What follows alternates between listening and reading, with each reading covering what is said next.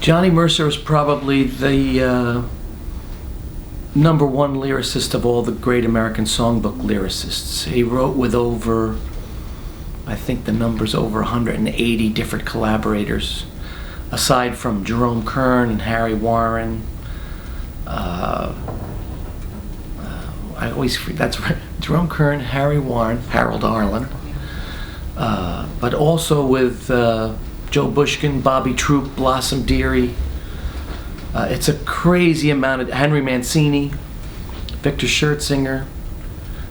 It's wild, all the different guys that he collaborated with, from the really well-known to the not so well-known, and he just came up with, and was also a great personality. I mean, he was a star just as a singer and a personality on radio, and he was an entrepreneur. He started one of the three gentlemen who started Capitol Records. So he was responsible, really, in part, for putting Nat King Cole on the map. So that's just that alone is why he matters. So there's just so many interesting little avenues in his life that are just fascinating to me. He was he was from Savannah, Georgia, and he grew up loving songs, hearing songs, and how songs are constructed as a youngster. And he would write.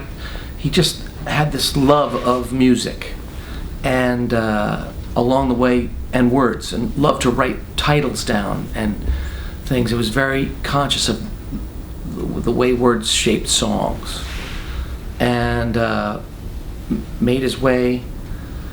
He made his way up to New York City and got in some shows and things, and eventually started writing. He would start to write songs and put things in. I think the first one's Out of Breath and Scared to Death of You, or something like that, was one of the first ones. And then made his, Hoagie Carmichael, another person he wrote with. So he made his way to getting these little assignments of writing songs. And so it was just something that was in his DNA that he wanted to do, was to write the songs. And then was also turned out to be a really good performer, and ended up with Paul Whiteman's group, and wrote special material and songs for that band also. And he just always happened to be in the right place. Somebody needed a song, and he was there to provide it.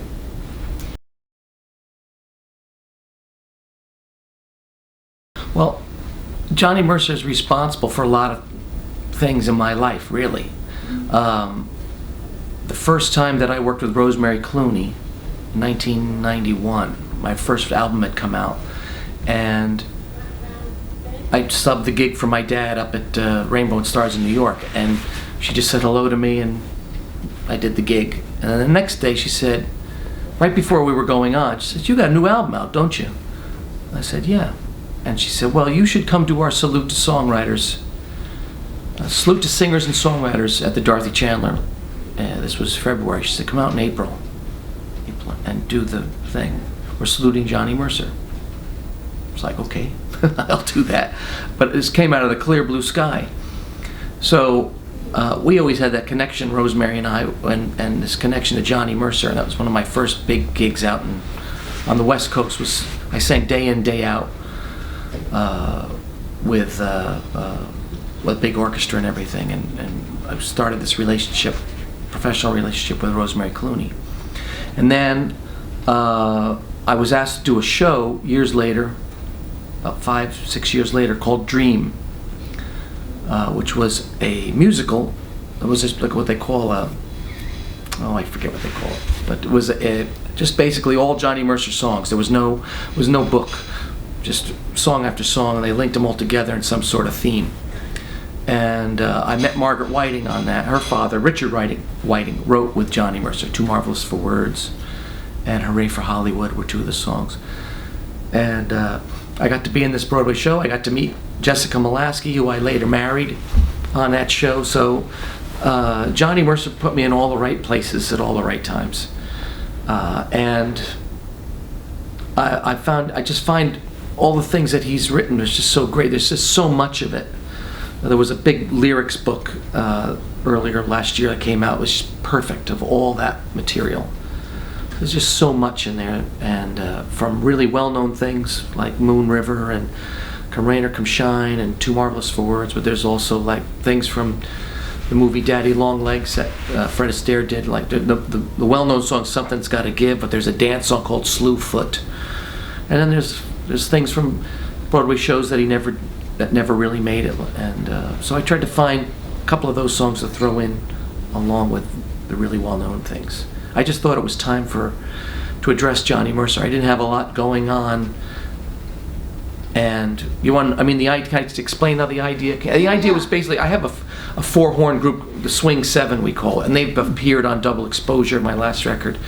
They were on the Richard Rodgers record that I did, and also the Ellington record. It's 2 reeds and 2 brass. And I was going to do a week at Birdland in the summer, and I was thinking, it'd be fun to have the Swing Seven, but I could use just some new material. And I already had Goody Goody in the book. And I thought, it would be nice to have maybe Skylark, which was a Hoagie Carmichael, Johnny Mercer tune. I thought of that and something else. And then I went, what if I just got all Mercer things? I just started to think about, that Dearly Beloved's a good one. Oh, yeah.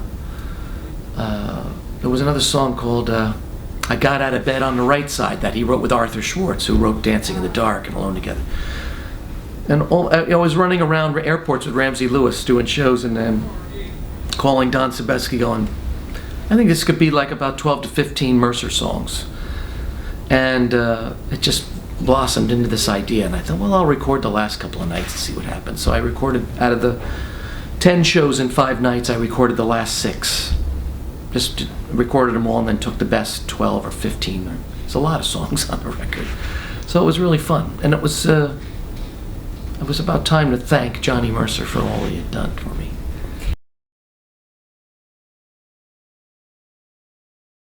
Yeah, I mean, it's incredible when because there's amazing jazz songs in there, there's amazing ballads in there, and there's some really great obscure material. There's story songs like Jamboree Jones about the clarinet player who saves the day for the football team, which he wrote for Benny Goodman's orchestra. That Bobby Troup made a great record of. There are 3 You songs, I Remember You, I Remember You, I Thought About You, and then there's one called I'm With You. It's an amazing thing. And then I'd even, there's special material that he wrote for Too Marvelous for Words. That's adorable, delectable, and da-da-da-da-da-da-da-da. So it's all really interesting and elaborate thing. It's difficult, when you're excluding a lyricist, you got to make sure I had all the lyrics out in front of me. There was no way I was going to, you can't do a Johnny Mercer record and then screw up the lyrics. But it was really a wonderful project because it's a salute to craft, really well thought out rhythms and rhymes, and it's smart. It's amazing. It's an amazing book of material.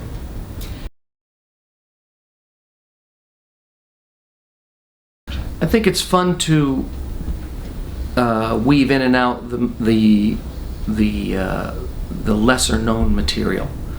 So when you can do, you can do Goody Goody, Skylark, accentuate the positive, and then do I Got Out of Bed on the Right Side, and there's a song called And So to Bed, which he wrote with, I forget his name, something Bennett.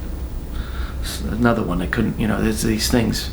And there's Empty Tables, which he wrote with Jimmy Van Heusen, the last song that he wrote. So when you put those songs inside of the popular songs, and then people see, like when you say, I sang a duet with the rooster, I'm a booster of the rooster, but he doesn't crow like he used to, couldn't handle my yodel-y-ay, and you hear the audience react to, how did he do that? It's almost like you're watching a gymnast, figure things out.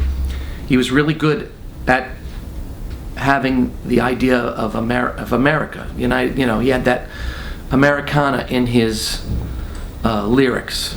All the lyricists and songwriters seem to mention that in the books that I've read, that he captured that idea of an American, of the talk, of the sense of how people talk, and putting it into songs.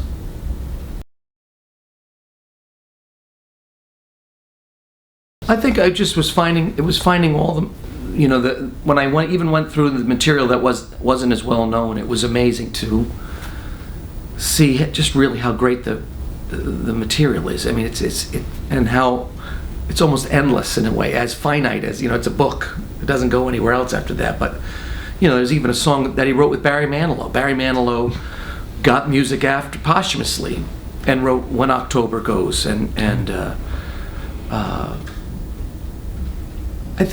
was always just a fan. I mean, I don't think it's just, I think my admiration grew even more and more, but I mean, it was always high, and I was just sort of like, it would more or less shake your head and go, why, of course he did that. Of course that works. Of course that's gonna line up right. I think the things that I did find out was just that, on top of the songwriting, the brilliance of Capitol Records and getting that off the ground, and signing some friends and hearing Nat Cole and say, that's got to be on my record label.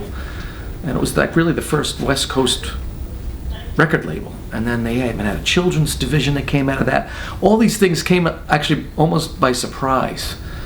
Oh yeah, so-and-so do that, and this guy would do this, and that would happen. And he was just very generous that way. And then the radio shows they did with Joe Stafford and Paul Weston and things, it was just another part of him, the entertainer part of that. And then there's always this, and then there's a tremendous dark side to him. He would go to parties and drink and get so drunk that then he would start to insult everybody in the room. And the infamous stories. And the next day, after he did all that, he would send flowers to the host of the party and say, sorry. And Margaret Whiting told the story. She saw him making that turn, and he was starting to go after her, and she said, no, not tonight, Johnny, I don't need the flowers tomorrow. So there are a lot of stories like that. There's a number of really interesting books that talk all about that. There was even an affair with Judy Garland that lasted for a long time. It was, I had no idea about. So it's an amazing life story, and a real, rags to riches story, and also the stories of how songs get created. Moon River was originally Blue River, but he looked it up, and there was already another song called Blue River, so he said, well, I'll change it to Moon River. But he always felt bad that he didn't change the word line, my huckleberry friend. Really, to him, huckleberry referred to the color of the river.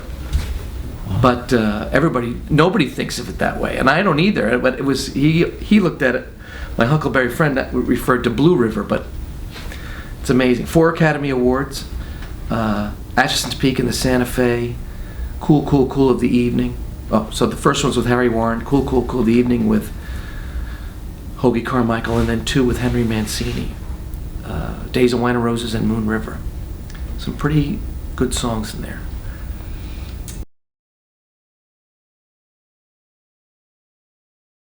Yeah, he always visited Savannah. They have the statue of him in Savannah. I got my picture with it, So I had to go say hello, pay my respects, I mean, I think the other thing too about him is that singing, the way he sang. He had such a great way of singing, very rhythmic, and a lot of it relates to the way that I like to sing too. Not the best voice on the block, but he had this way of, he knew how to present. He knew, since he was a lyricist, he knew how to present the song so well. So no matter what he was singing, they came out. He knew how to deliver the ball,